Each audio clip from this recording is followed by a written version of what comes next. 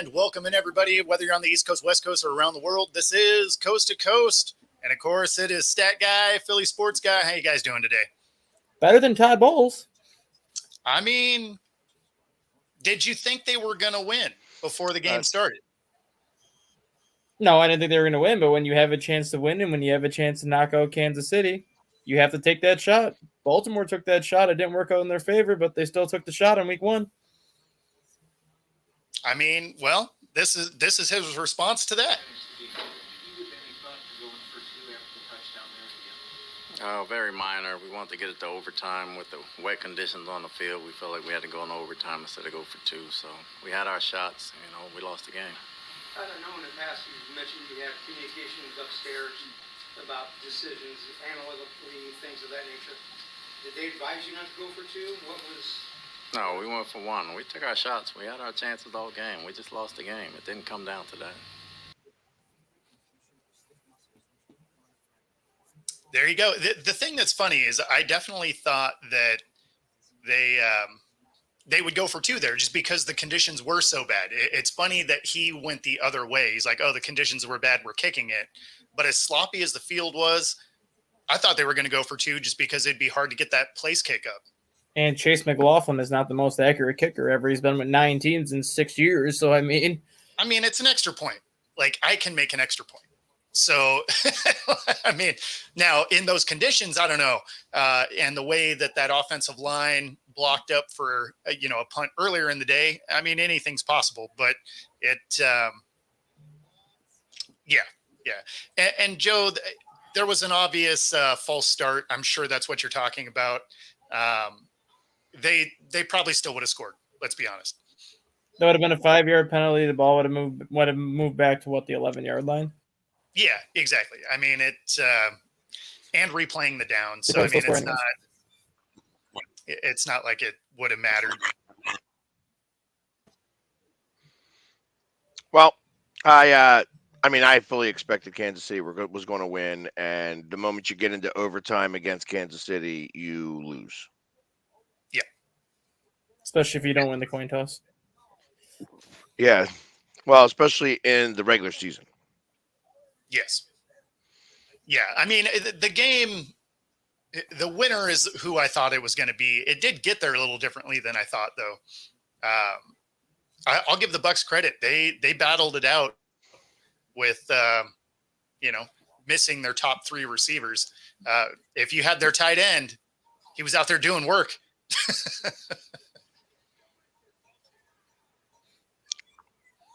Yeah, well, actually, I wound up winning my fantasy league from yesterday. I was down by a lot, and Mahomes actually had a good game. Yep. I guess when you have somebody that you can throw it to, like D-Hop, all of a sudden you can throw it to him a lot. Yeah. Yeah, D-Hop was balling out. Yeah, now you're going to watch the situation now where D-Hop's going to ball out this year in Kansas City. He's going to be like, oh, here you go. Here's a 3-year extension. We'll pair you with Rashee Rice the next 3 years.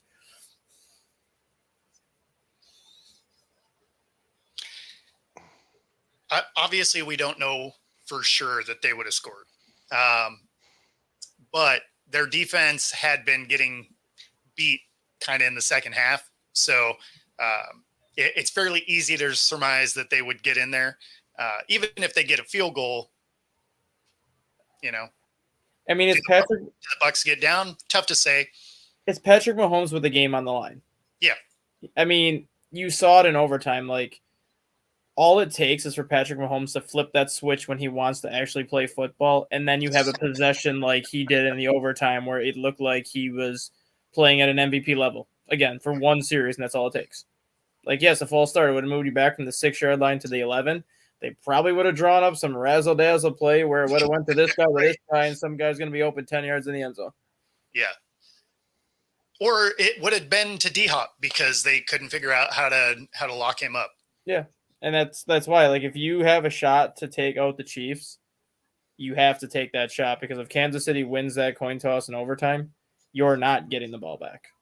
I definitely would have liked to have seen them go for 2. But, I mean, then, of course, if they miss the 2-point conversion, then it's a wrap anyway, right? Because there was only 30 seconds left. Yeah. Well, then again, though, the interesting thing, like how we said with the field conditions, if they miss that extra point, Tampa Bay has got to go for the onside kick.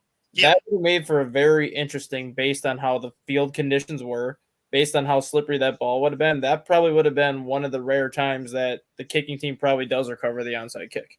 I mean, they might have been able to. It would have had to have been one of those.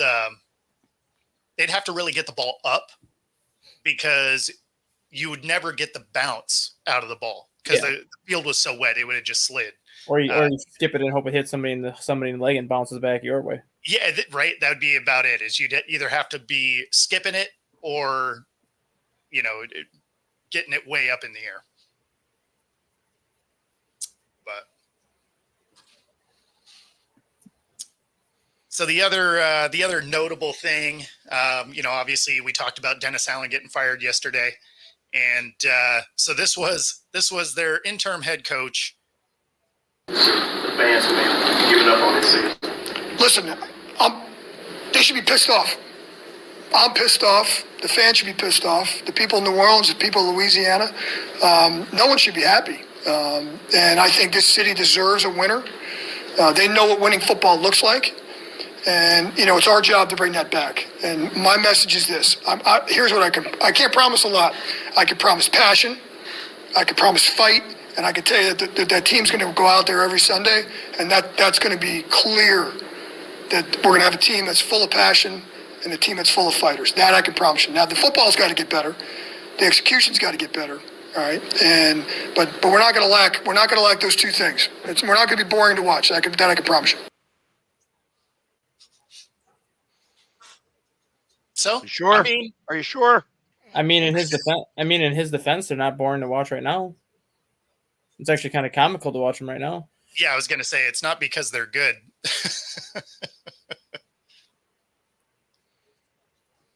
He sounds like a young John Fox. All right.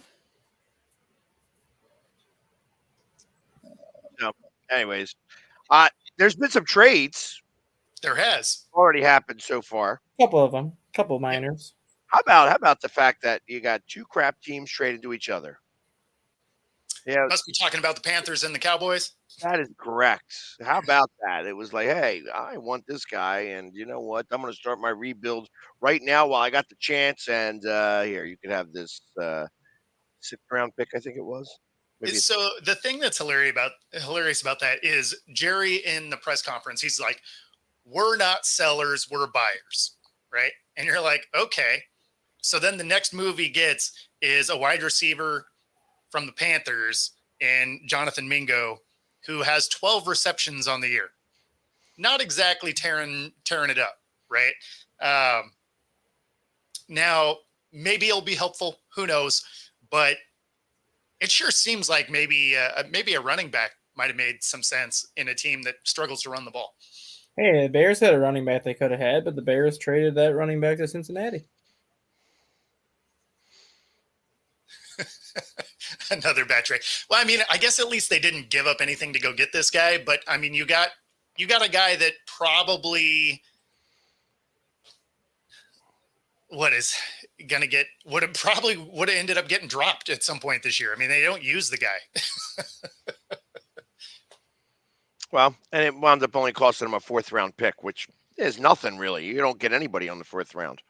Oh, they give up a 4th? Yeah. Yeah. I'm surprised they gave it that high. Right? I thought they gave up a 6th for him. No, 4th, and they also received a 7th round pick. So that's always good. Yeah. Wow, they give up that's crazy.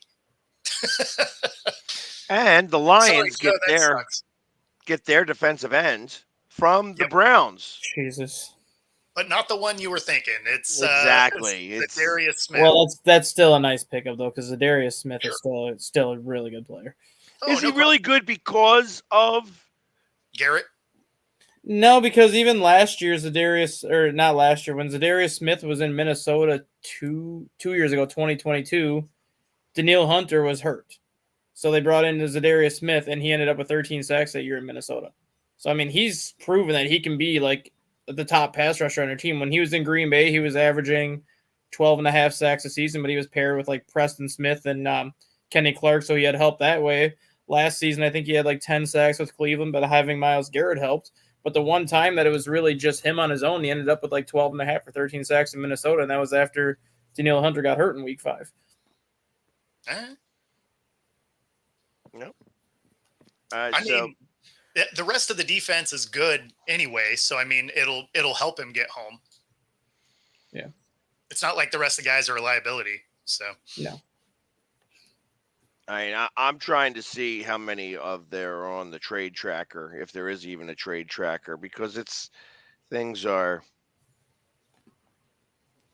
So one interesting thing for the Raiders, they get a assistant in Norv Turner coming in, signed earlier today. Is he going to be the offensive coordinator now or what?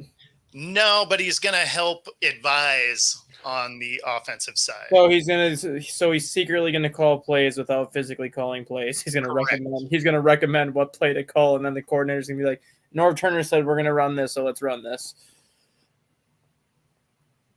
Yeah. Oh, here we go. Give up a 4th round pick, and all they got was a 4th round pick for Cooper. Yep. That sounds like some Dallas trades right there. Well, isn't that exactly what they, they just got rid of that pick. They figured they don't need it anymore. Yeah. So basically they gave Amari away for a guy that isn't getting used on a bad team. So that's cool. And you know what else? I just got to say this, since everybody else in the world is saying this right now, go vote. Yes. Because everything that I've seen from every team in the NFL says to go vote. So that's right. I'm going to tell you, go vote. And that's today. We get to watch that dumpster fire unfold. No, we don't. We'll watch other stuff. I don't know. I'm usually good for a couple hours and of hilarious news watching, and then I'm like, okay, I'm bored with this. Because it's not like I'm going to watch it till the end. The thing doesn't conclude until the middle of the night anyway. Per USA Today, about 40 minutes ago, the Washington Commanders and the Kansas City Chiefs are both making a push for Marshawn Lattimore. Okay. Marshawn Lattimore. Okay. Yeah, he was the one that we just played against in Jacksonville, right? He's in Jacksonville? No, he's in New Orleans. Oh, that was Etienne. Yeah. Sorry. He's a cornerback. He's got one of the best, I guess I should say one of the best completion percentage. He's ranked 5th in the NFL in terms of completion percentage against him, and Washington is 4th worst when it comes to quarterback rating, so that would make sense for them. And, just the rich get richer if he goes to Kansas City. Yeah, right.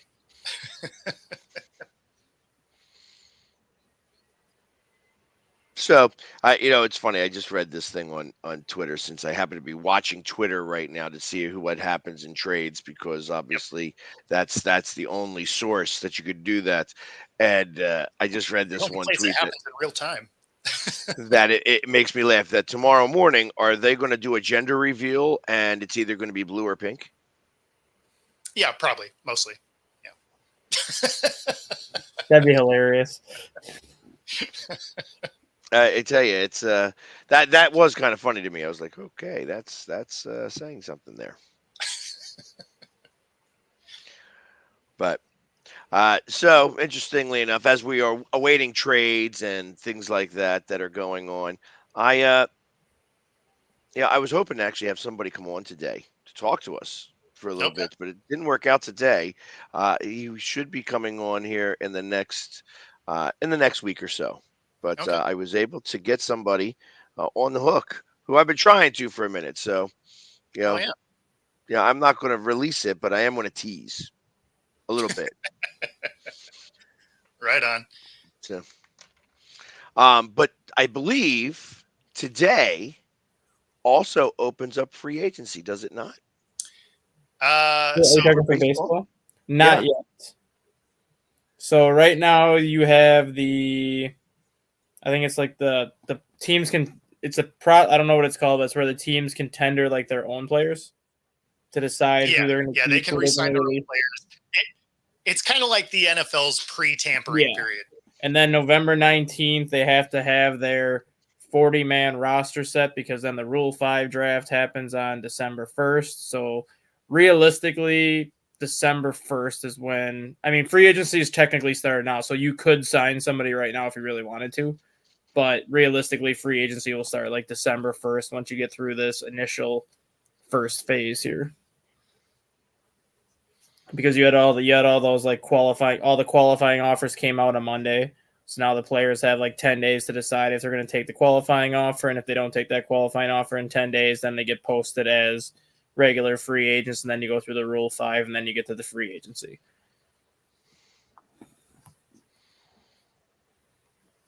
Which we already know that Juan Soto and Teoscar Hernandez aren't going to take the qualifying offer. So, Yeah, no. Of course. Hey, are you going? Hey, just real quick, because as I'm looking at this, as I've been trying to get real answers here for exactly when the season officially starts. But are you going to go to the opening games between the Dodgers and the Cubs in Tokyo? if I can get it covered, yes. That'd be cool. I'm already talking to the website that I work for on it. They might be able to pay for the actual hotel and stuff like that, which would be fine. It'd be the airfare that I got to cover, and that's not necessarily the cheapest thing in the world to go to Japan. So No, of course not. It's right around the corner. You should be able to get that for like under 100. yeah, under $100, like show up at the day, like I'll take 2 tickets to Japan. But yeah, I'm working on it. I'm hoping to get there, but we'll see. Yeah, I just realized that the Dodgers again are starting overseas. Well, that's because of the I mean, I rumor- can't well, imagine why. I Well, can't imagine why they only got 2 Japanese players and they're going and to go about to to be Japan. and about to be 3. Why? Who are they getting now? They're favored to get Roki Sasaki, I don't know who that even is. 22-year-old Japanese right-hander who's going to get posted on December 1st. He's throwing 103, 104 miles an hour as a starter.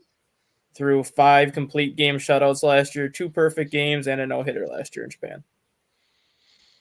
Wow. He's been pitching professionally in Japan since 17 years old. He was on Yamamoto's team the last season before Yamamoto went over to the Dodgers.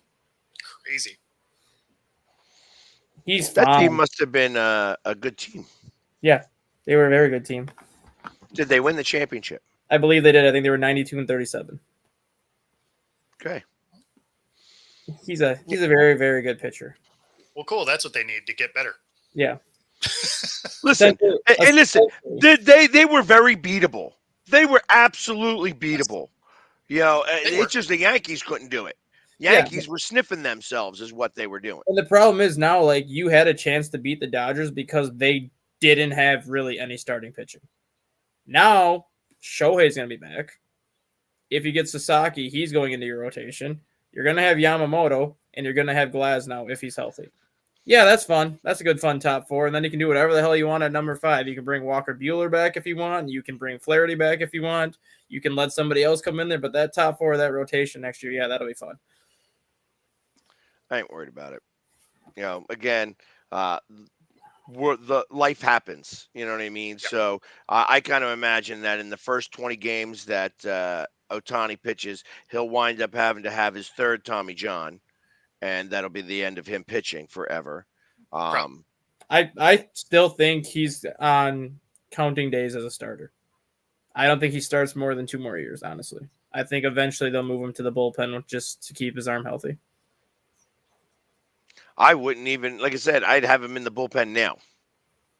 Yeah. But have him. You have to start to figure out how the closer role would be with him. But the problem with that is if you put him in the bullpen, you take his bat out of the lineup. That's ultimately where the problem comes into play, because when he's not starting, he's your DH. Yeah. When he is starting, he's basically hitting for himself. But if he goes to the bullpen, he's sitting in the bullpen. You can't take him from the DH role, throw him in the bullpen, and then bring him in as a pitcher. That's where the problem comes into play if they want to move him to the bullpen. Because of the position player situation. You Yep, can't have a you can't. position player. You can have a position player pitch, but you can't So if he's hitting a DH, you can't take him as a DH, have him go sit in the bullpen for 2 innings to get warmed up, and then have him come in and pitch. It would literally be like you have to keep him out of the game until he comes into the game in relief. That's No, what because you can swap out DHs during a game. you can swap out DHs for DHs, but when you take that DH out, that DH is done for the game. You can't take that DH out, put him as a pitcher, let him pitch, and then when he's done pitching, put him back at DH. Why Well, does you- he have to? Why couldn't he do both? Why is it now that they have separated the DH from the rest of the team, really? Because ultimately, I mean, if he was a starting pitcher, he would be the DH. He could be the DH and just be Yeah. that guy still. And then when they take him out, then he's out. You know, that being said, if he is going to warm up in the bullpen and he goes out at the beginning of the inning, starts warming up, they don't use him. He comes back to the bullpen. He's just like an extra outfielder. He's like running from the outfield back into the things just in case they come up with him. You know what I mean? It's just, why wouldn't they be able to do that? In fact, I would actually have the freaking go-kart, the Dodgers cart, to be able to get him back and forth fast. Yeah, Because once the inning's over, you could do any of that. Yeah, You're just trying to is. speed it up. There is. I don't know what the actual reasoning is, but when it comes to like a DH going to the bullpen, there is a rule where you can't go from DH to pitcher and then back to DH. That's where the Dodgers have to be like, if we're going to use him, can we afford to take his bat out of the lineup knowing that we won't be able to put him back in? Because he can start the game as a DH. He can go to the bullpen and warm up, and then he can come in and pitch. But depending on when he's used, so let's say the Dodgers use him in the 7th inning because they want to try to get like 2 or 3 innings out of him. If they took him out after 1 inning in the 7th, they would not be able to reinsert him as a DH. Hold on. This is. Yes, it can be a pitcher, but only if they're a starting pitcher and choose to also be the DH. It's the Ohtani rule. Yeah, there is rules. There is rules about it because of the whole bullpen situation. If I could talk, it would help. Bullpen situation, which at this point, I'm sure they're going to make a new rule, and I'm sure they're going to call it the Shohei Ohtani rule to basically be like, well, if he's playing DH in the whole game, it's going to be the equivalent of the left fielder playing left field for 8 innings, then coming in to pitch the 9th inning in a blowout. They're going to have some sort of rule to benefit Shohei, where if he does go to the bullpen, they would be able to keep him in the lineup the whole game. But as of right now, if you're the only way that you can go from like DH to pitcher or whatever is like if you were a starting pitcher and they took you out of the game, you can go to the DH. There's for whatever reason they don't allow that to happen yet with a bullpen, just because probably nobody's tried it yet.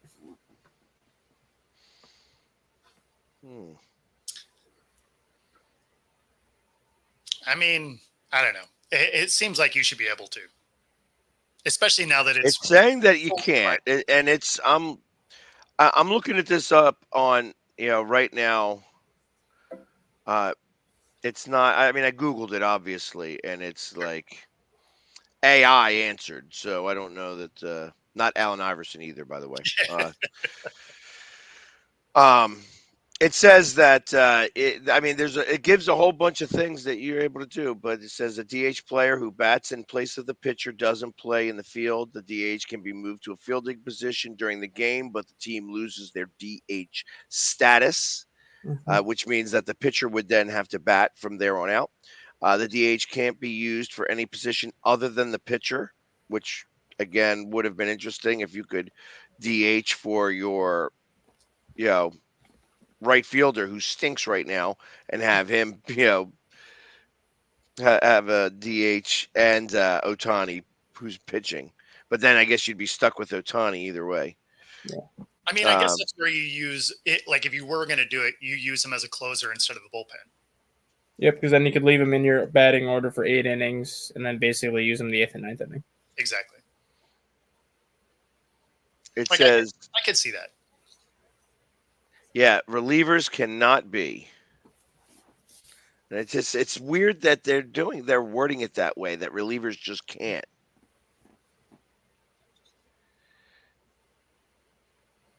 Yeah, weird. I'm looking at it from MLB right now, but it's doesn't really tell you that either. All right. Well, screw it. But like I said, there's gonna be a new rule that they put in place. I guess they the moment can't the do it. ball is out.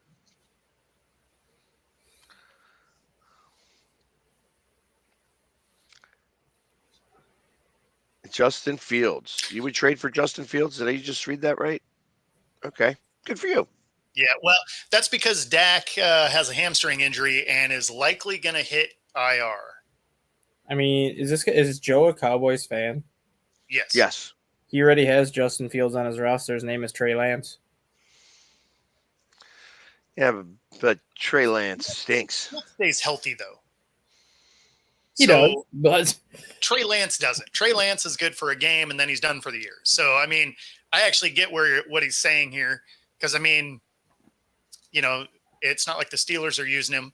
The thing is the Steelers aren't going to realistically want to get rid of him because then who do you have if Wilson gets hurt? Not that Fields is great, but it's better than nobody. right. Well, and there you have it. So, still no trades, by the way. I keep looking.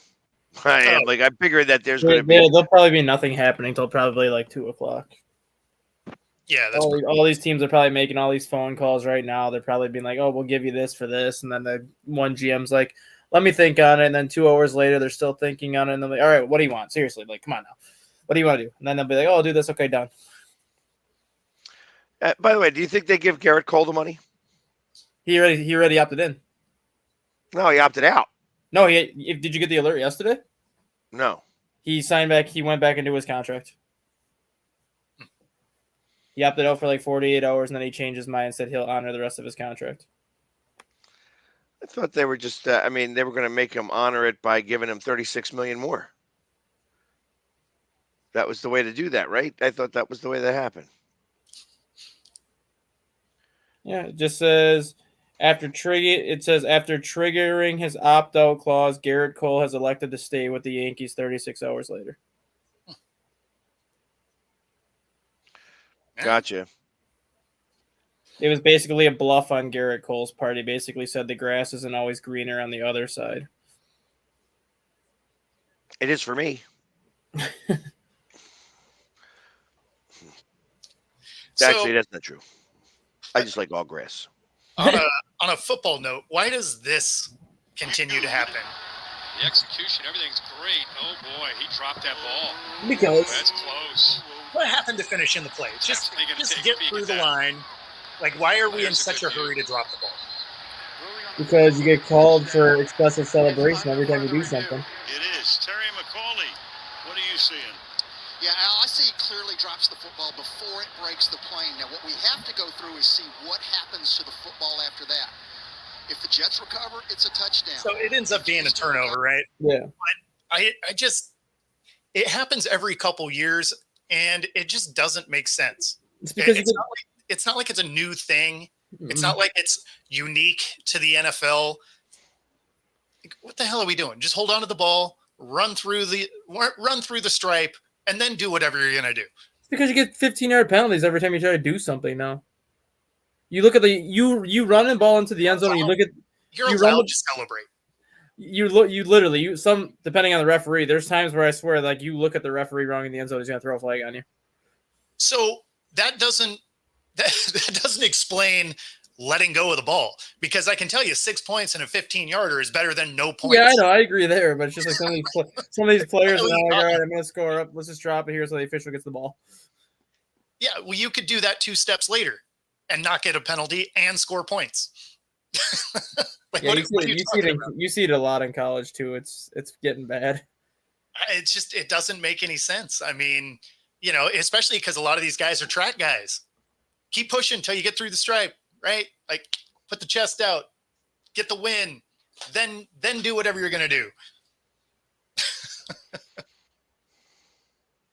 I don't know. I always find that irritating. It's just like, come on. Now, you know, it didn't matter, but still, if you end up losing that game, you look directly at that play. If you end up losing that game, Aaron Rodgers is going to pack your suitcase for you and kick you out of New York. You don't have to apologize to me for mentioning Deshaun Jackson. I don't have a problem with Deshaun. He was great while he was an Eagle. He could probably still play if he was still in the NFL. Probably could. Probably. Especially with the new kickoff rules now. That guy could easily still be a kick returner now in the NFL and a punt returner. I'm surprised that they don't have Tyreek Hill return kicks. He's refused to do it. Huh. Yeah. Yeah, the one time that he tried it, he got the ever-living shit kicked out of him and got knocked out. That was obviously before the new rules were in play, but after that, he's like, no more of this. Do you think with the new rules, the way they are, that what's his face from Chicago would have had as many? Devin Hester? Yeah, I think he would have had more. That's what I was thinking. I think he'd have more with today's rules. Yeah, there's just no holes, though. Well, but once you get past the first line, like if you can get past the first line, there's nobody. That's right? the thing with Devin Hester is whenever he touched the ball, he had a chance to break one. And when you look at the new kickoff rules now where a touchback, you used to get the ball to 20. Sure. Now a touchback, you get the ball to 30. Yeah. And now if you don't put it inside that little landing zone where they always show it on the TV, like where that yellow box is where the ball has to land inside that, you get the ball at the 35-yard line. So now teams are going to be like, do we risk giving this team the ball at the 35? Or do we kick the ball 6 yards deep in the end zone, have Hester catch it, and just see what he can do with it? Because at that point, if he runs it back out to the 40-45, it's essentially not much more than if you can have a 10-yard penalty from 35. He'd get more chances, in my opinion, to run it back, and the more times that he would touch it, the more likely it is that he would break one. I actually would say that you kick it 9 yards deep, and the moment he gets it. See, the difference, the reason this rule is a little funny where that the receiver has got to make a first move. It's not just catching the ball. He's got to make that first move after he catches the ball. Now, if he happens to drop the ball, that's the first move. You know what I mean? If he flubs it. But or if it hits the ground. There's not no, that's not the rule. They release the player as soon as the ball hits the ground. I tell you, I have not seen it that way. They've had to get the ball before anybody moves. No. If it lands in the end zone or the landing zone, soon as that ball either is caught or hits the ground, the ref releases the players. Like the ball is now live. Yeah, the thing that Hester had going for him, though, back then was the kickoffs were kicked from the 30, not from the 35. So you actually had to kick it 70 yards just to get it to the goal line, as opposed to now you're kicking it 65 yards to get it to the goal line. And most kickers now, when they kick, you're kicking the ball 74, 75 yards, so it's going out the end zone as it is versus a 74-yard kick back then. That's only 3-4 yards deep in the end zone, and Hester's taking that out every time. Yeah, well, and that's really what they should do is move the kickers back again. Especially if you're doing this rule, like what's the difference if you move that kick back? You made this rule to get more returns, correct? Yeah, well, if your kickers are still kicking it out of the end zone, this rule means nothing. So move the kickers back 5 yards, keep this rule in place, and you will get more returns and get what you want to get out of it. Yeah, no, I was surprised they didn't move them back because the run-up doesn't matter, right? In fact, where they're currently kicking, if they do put out a boomer, right, where it's just super high and it allows your kicker to run up, they're not allowed to cross the 50 until it's caught. Mm-hmm. Right? They have to stage there until whenever it either lands in the landing zone or is caught or whatever. So it's not even like that player gets a huge running start or anything. Not that a kicker is going to go blow someone up anyway, but the one guy that I would love to see return kicks, and I think he will next year, is Xavier Worthy. Okay. I think the only reason why he's not doing it this year is obviously because Rashee Rice is out, Juju Smith-Schuster is out, and the Chiefs really didn't have any secondary wide receiving options. So if Rice comes back healthy next year, if DeAndre Hopkins comes back, and if Juju comes back next year, Worthy immediately goes to your number 4 wide receiver option. You let him be return kicks, because if he gets up to full speed and has any little crease at all, there's not going to be too many guys that are maybe going to hand on him. Yeah, I don't think college follows suit here. They kind of like being different from the NFL. So unless they start seeing a huge uptick in injuries, yeah, I don't really see them changing that. And Chris, you're right. It doesn't look right from a traditional standpoint for sure. And obviously I don't love what it did to the onside kick, because it basically took a low percentage play and made it almost impossible. Yeah, and I don't understand why they even do that rule for the onside kick, in my opinion, because what's the onside kick going to do? You're not really going to get too many guys hurt on an onside kick. Well, you do actually. There's actually a lot of collisions in an onside. That's why they got rid of the running start to begin with. It's also before the run up got, taken out. They made it so you couldn't overload a side anymore because of injuries. Because it used to be you could have 10 guys over there if you wanted to overload one side, and so they've continuously made it harder and harder to do an onside kick. And now that you have to declare, and you can only do it in the fourth quarter if you're behind, and like there's so many hoops to jump through that you're taking a play that was like a 5% success rate anyway and making it almost nothing. I would rather see them go ahead and do a 4th and 20 type play. I think that's coming next year. I think next year the onside kick will be gone completely, and it'll be the UFL style where it's 4th and 20. You get the ball in your own 35. If you convert, then you keep the ball.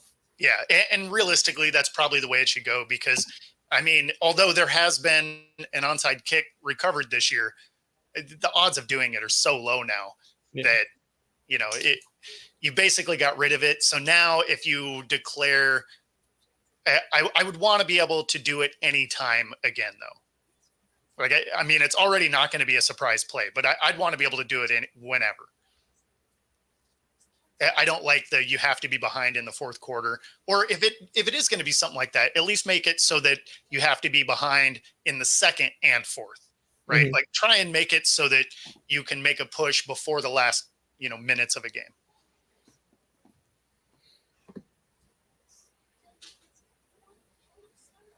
Yeah.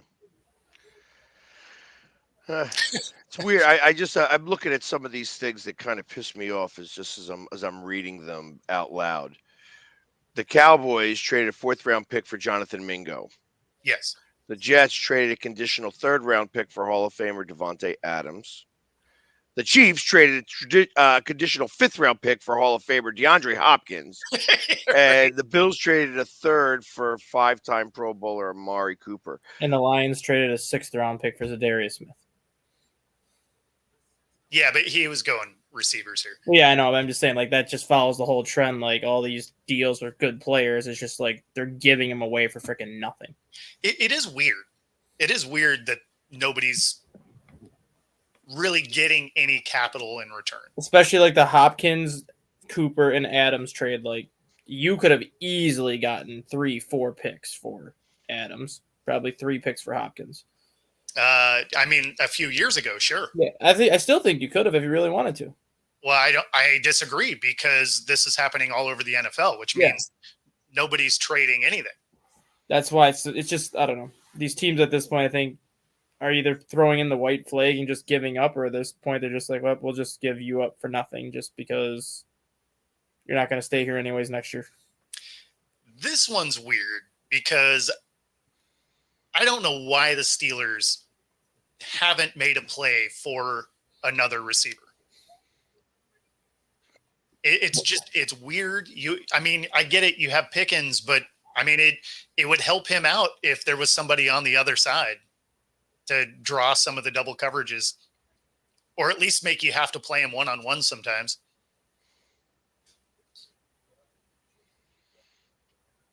Oh, I got to get off of this thing. I keep looking for football, and I just keep seeing politics. Oh, So. yeah, that's why I shut it down earlier today. I was just like, I even have most politic things muted, and it's still dominating because that's today, right? So right. it's I'll be so happy when the day is over because then I don't have to watch any more of these frigging commercials. Oh, right, man. Oh, I can't stand it. And I don't care which side you're voting. These commercials are terrible. Like, man. Plus, they're all scumbags. So, I mean, I don't care what side you are. They're all. Yeah, exactly. That's exactly it. It doesn't matter which side you're on. Nope. If you're on the left side or the right side, you both head to slaughter. Yeah, no, exactly. It's just it's terrible, and it's not even the lesser of two evils. It's just garbage time. Are you really surprised though that the Steelers haven't added a wide receiver though? When you look at kind of their When you look at their record, when you look at their history with Mike Tomlin though, no, I get it, but they've only made 4 trades in season with Mike Tomlin as head coach. Sure, they don't usually do it a lot. I get it, but you have one receiver, and there's been a lot of receivers available. Yeah, that legitimately help your team. No, I think they should, but it's just one of those situations like the same thing with the Chicago Bears where they've never fired a coach mid-season before, and even if Eberflus just shits the bed the rest of the way, they're not going to fire him mid-season. They're going to wait until the end of the year because that's just how the Bears operate.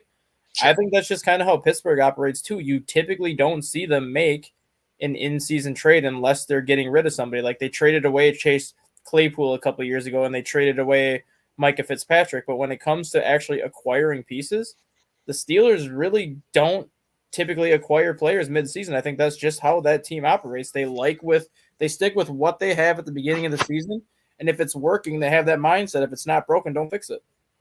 Well, the other thing is that the Steelers have had horrible luck with free agency and when they make a trade for somebody. So it's like they value their draft picks. They value their draft picks more than some of these other teams. Like Dallas Cowboys don't value their draft picks because they suspect that there's players that want to come in free agency. Well, the problem is that it's not the 90s anymore. No, it's not. So you have not the newer player about to join doesn't remember when Dallas won the Super Bowl. Doesn't remember when Dallas has been good. Dallas has been a little bit of a laughing stock all of this time. Now that it leads to going back to what Stat Guy said the other day was that it's possible that Prime is the next coach because there you kind of think that maybe they would want to play for him in the NFL.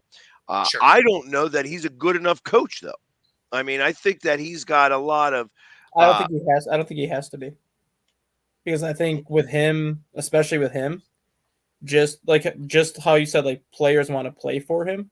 Sure. I think he would be able to put such a good staff around him when it comes to the assistant coaches that he's bringing in, that even if he's not that great of a head coach, his assistants will make up for it. I'm going to kind of use Nick Sirianni as an example on your end, Pegs. Shane Steichen. Shane Steichen was a hell of an offensive coordinator for Nick Sirianni. He was a hell of an assistant that Sirianni had on his staff. That is kind of, the offense hasn't looked the same since Sirianni left. You mean since Steichen left? Steichen, since Steichen left. And I think that's going to be the similar situation with Prime, where if he does get the Cowboys job, he's going to be able to put such a good staff around him that he's going to let the offensive coordinator run the offense. He's going to let the defensive coordinator run the defense. And he's just going to kind of sit there and oversee everything and just kind of take a back seat and ride the success of the assistants that he brings in. I mean, if it works, hey. Yeah, but how long does that last for? You got to think about that now, too, because obviously you have 2 good coordinators in there. It'd be like the Eagles. The Eagles have lost coordinator after coordinator after coordinator. It depends on how much success he has. If he has 3-4 years at best, and then if he has like instant revolving door. Yeah, if he has like instant success, like in year 1 or year 2, it might be like a 3-year thing where he's good for a couple of years and then kind of goes downhill. But if it ends up being one of those situations where it's like a steady rebuild where it takes him 3 years to get that team competitive again, he'll probably have that staff in play for a while just because they know they're going to take their bumps along the way. I think it just depends on how much success he would have right away. So say we're going down this road, he does get the job. how many of these people, these players, does he just blow out of there? Because he obviously doesn't care about keeping players and staff intact, right? Like he's fine with blowing guys out. Mhm. And so, a lot of these players are not necessarily in long-term deals, right? I think the only two that he would want to keep around are Parsons and CD. I think if he gets that job in Dallas, he's going to try to get Dak Prescott out of there so fast. He's going to try to get Shedeur to go to Dallas. There's rumors that what's his face might get traded. Dak? Today. No. Parsons. Yeah. Oh, the deadline is 4 p.m. Eastern, right? So, it's it would have to be today. Well, Yeah. no, obviously, I'm just saying that, but he may get traded today, is what I'm saying. Is the fact that he may even get traded, that Dallas may choose not to re-sign him. Yeah. That it's the process would take a little too long. Yeah. For him to still be a part of it. Yep. I know the problem is that they won't trade him to the Eagles, not in season. At least maybe unless the Eagles can maybe give him a 4th round pick. They just lost a 4th round pick, so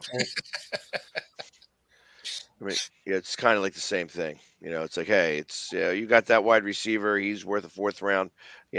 Micah Parsons, you're not going to pay for him anyways. It's just a rental. You know what I mean? That's really what it comes down to.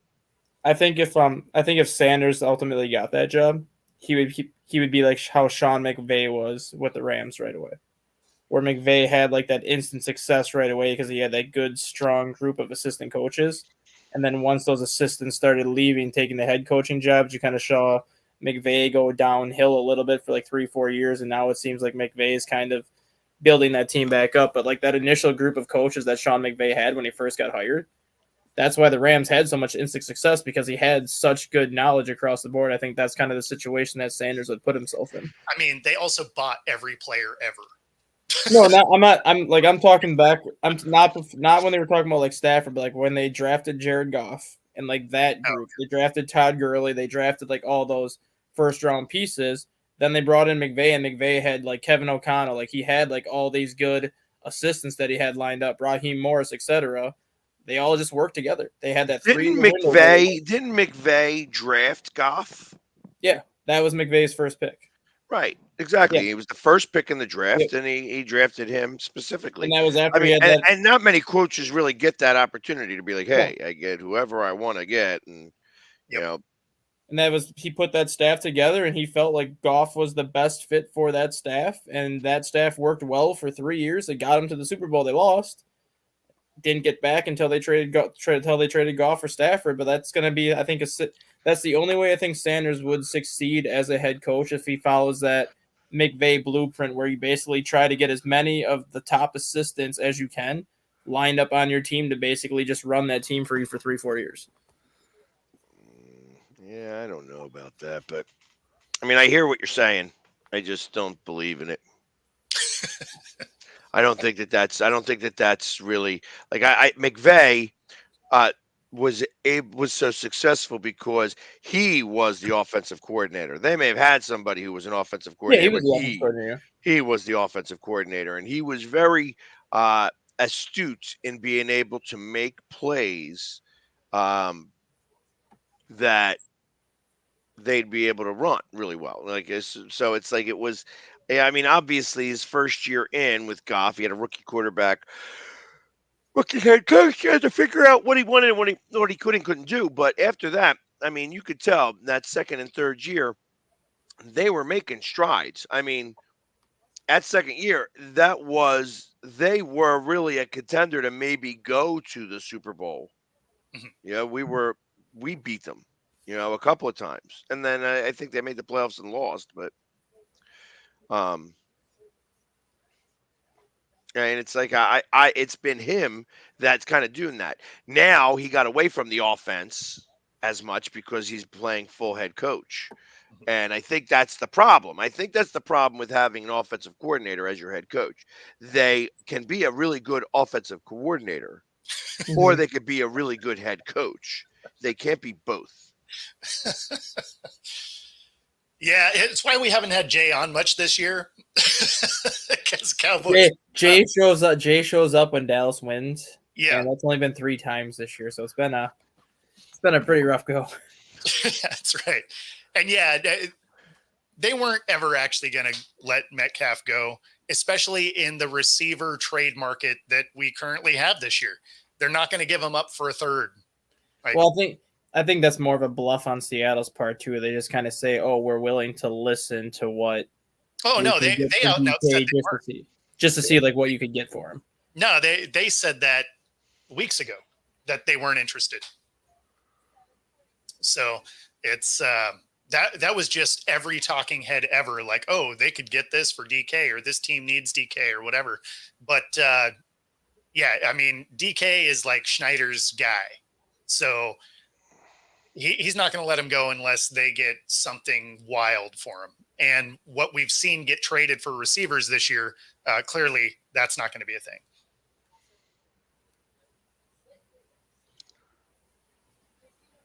Oh, Mahomes had another ankle injury. Yeah, the field was so sloppy, right? He was scrambling and he plants, and it did kind of a weird inside roll. He got helped off the field, but then came back in the next series anyway. They gave him a steroid inside the tent, came back out there, and looked like he was never hurt. Pretty much, yeah.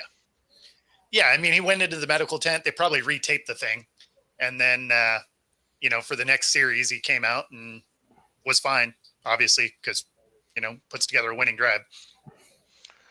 Go figure. Hey, another news: Derek Carr made history on Sunday. Yeah. Mm-hmm. He's the He's first the first one quarterback to in get NFL history. Oh, to lose to 31 teams. Yeah. Yeah. 31 different teams.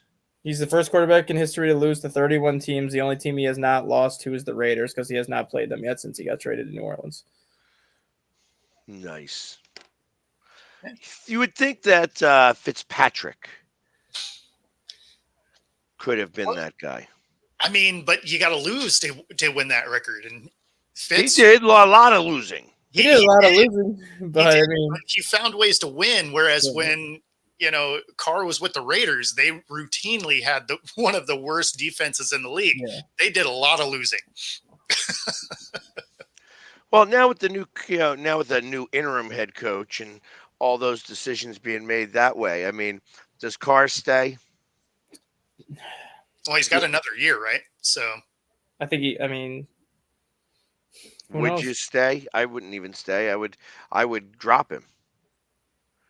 I'm sure he's got another year. It depends on the cap hit, because the Saints are already in salary cap hell. I don't know if they can put themselves in even more salary cap hell. Yeah. Well, and I mean, it also makes you wonder what it is they're doing moving forward, coaching wise. So you probably don't want to do any drastic quarterback changes until you kind of know who's going to be in the building, because you may have a coach that comes in that likes Carr. Yeah, I mean, if anything, I could see Kamara getting dealt in the offseason. Sure.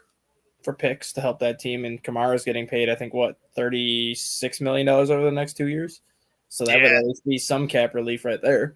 Yeah, I wonder what the actual cap relief would be, though. Do you think that could also be a landing spot for Prime? Sure. Yeah. Especially if they wanted to move on from Carr. If they could finesse again, it's one of those situations.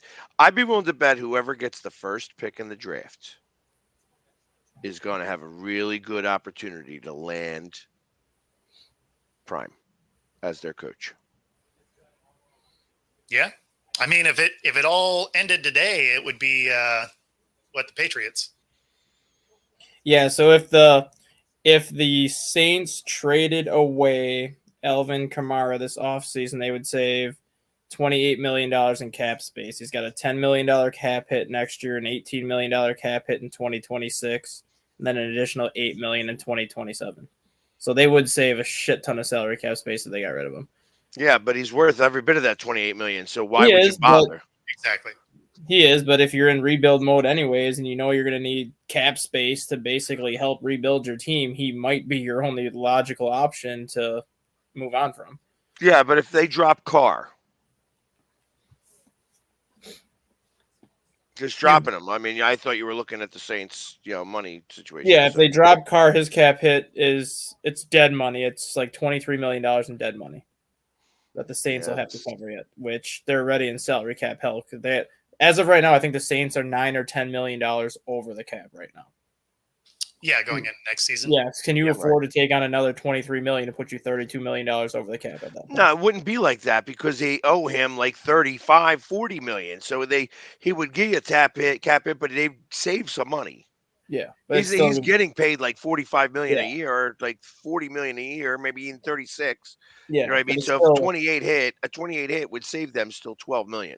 But it's still a lot of money to take on when you're already almost $10 million over the cap. Yeah, but hey, listen, if you're going to go start with a new quarterback, you know what I mean? You might as well. That's why I think they keep him around, because I think starting next year, I think you're going to see a lot of teams take not necessarily the Green Bay Packer approach, but I think you're going to see a lot of teams start drafting a quarterback and not starting him day one. Or I think you're going to see a lot of teams are going to be drafting a quarterback where they have a guy like Derek Carr, who's in the final year of his deal. They're going to draft his replacement. They're going to sit that replacement behind Derek Carr for 8, 9, 10 weeks, let him learn, and then you just turn him loose as opposed to starting him right away. Yeah, I mean, they could do it because if it were to all be done today, the Saints would be the 3rd overall pick. Yeah, I mean, you got Jalen Milroe that you could be sitting at number 3. You have Cam Ward sitting up there. Sending 4-time Pro Bowl Marshawn Lattimore to the Washington Commanders. There it is. 1 minute ago from Adam Schefter. There it is. That upgrades that defense in a big way. A little bit, yeah. What are they getting in return for it? It does not say any of that. It just says the breaking news part from Adam Schefter. Yeah, we probably won't find most of that out until later today, really. 3rd round pick. Start. Most likely a 3rd round pick will be heading the Saints' way as part of the Jahan Dotson trade early in the year, plus an additional 6th round pick for Lattimore. So that's the Eagles pick, I guess, right? Yeah. It's the extra pick that they got from the Eagles trade. So essentially it'll be a 3rd and a 6th rounder for Lattimore, it looks like. Right on. Well, if you've been watching here on YouTube, be sure to like and subscribe. It helps us bring our content to you. And of course, if you are on Roku, stay tuned for the next hour. Happy voting tonight. We'll see y'all tomorrow.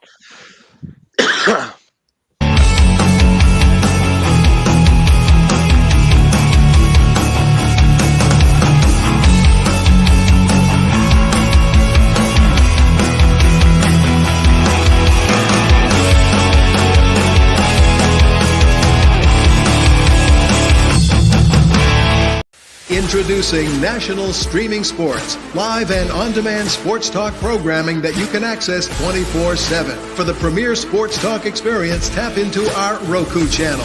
Start your mornings with Mac and Jack covering all the weekend sports action.